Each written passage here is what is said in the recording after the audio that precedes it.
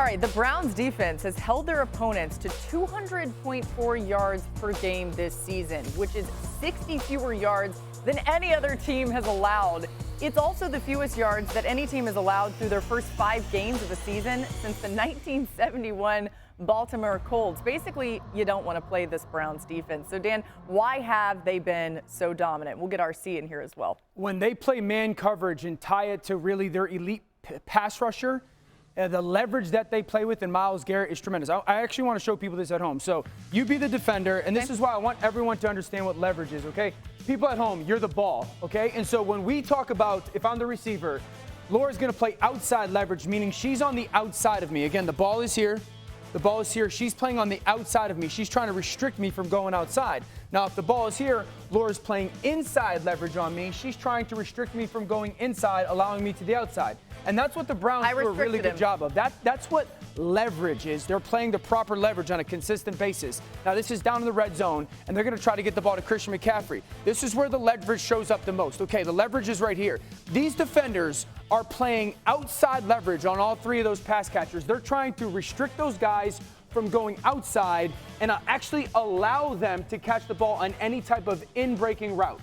RC, talk to me about these 2 guys. That they're doing? What I love that they're doing, if you look at the outside corners, now it's Greg Newsome who started in the slot and Mark Emerson Jr. to the top. They understand that deep in the red zone, the out-breaking cuts are going to be the most difficult for Brock Purdy to hit. So they understand with inside leverage, they can now do what's called a slip technique, which is slide under the outside wide receivers and undercut them, making Brock Purdy have to put a little air on those out-breaking routes. I love that. And this, if we just took this one-on-one matchup for itself, McCaffrey's running what we call a Texas or an angle route, and he's open. You would say he beats the linebacker, but that's not the case. Now, why are those guys playing outside leverage? Because they have a safety who's going to drop down and be a help defender. His job, just have vision on the quarterback or any in-breaking route, and you can drive on that. Because the reality is this is a completion for the 49ers offense, but it's not a first down because everyone played to that proper leverage. They funneled the ball to the inside to that extra help defender. Now, why does that matter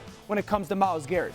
Okay, Myles Garrett is going to be the edge rusher by himself right here, okay? That's what's the most important part of this with the rush, okay? Myles Garrett is here. We have a defensive tackle here. We always want to slide to Myles Garrett. We're going to take the center and left guard and slide to that guy. Left tackle, one-on-one with Myles Garrett, okay? Now, here's the challenge. We actually want to go 3-on-2. We want to go help with Myles Garrett. But that defensive tackle starts here and goes inside.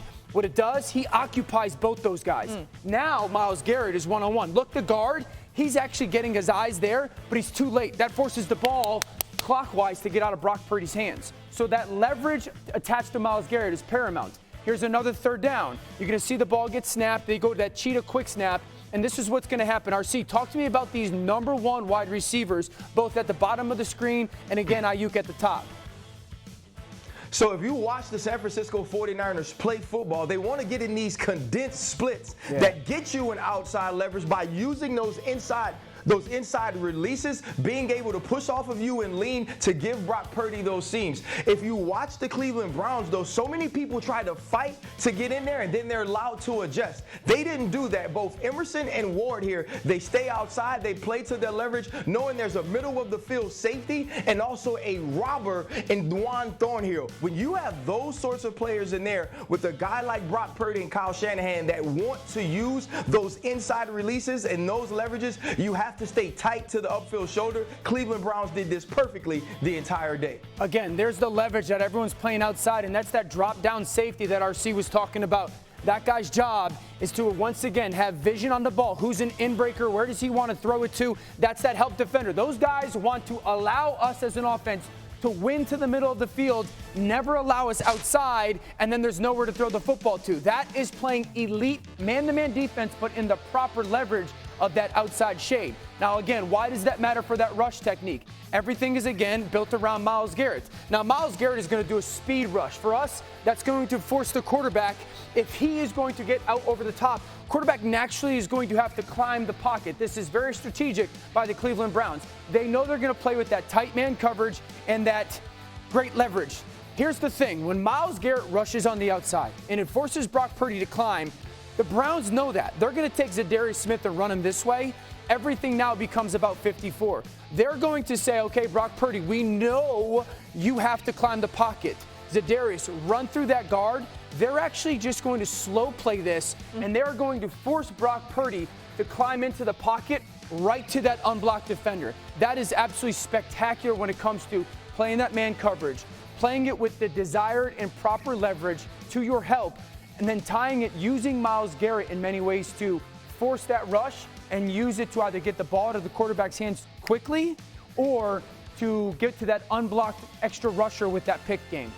Brock Purdy couldn't even see the defender coming there. Yeah. Like, he's climbing up in the pocket. Naturally, you're like, I got to go, and then you're going to the unblocked. It's very strategic. The other thing, Dan, that sticks out to me is you can play with that type of leverage if somebody's as fast as Myles Garrett. Totally. Like, because the ball's got to come out. Speed matter in Absolutely. this situation? Yeah, that's the speed of the rush, because the quarterback's going, I got to get the ball to my hands, but no one's open. And when they are open, they're actually going to that extra hold defender or help defender. Fascinating by both of you. That was cool. That worked. All right, the Browns defense also has allowed a QBR of 7 when playing man coverage this season. That's the best in the NFL.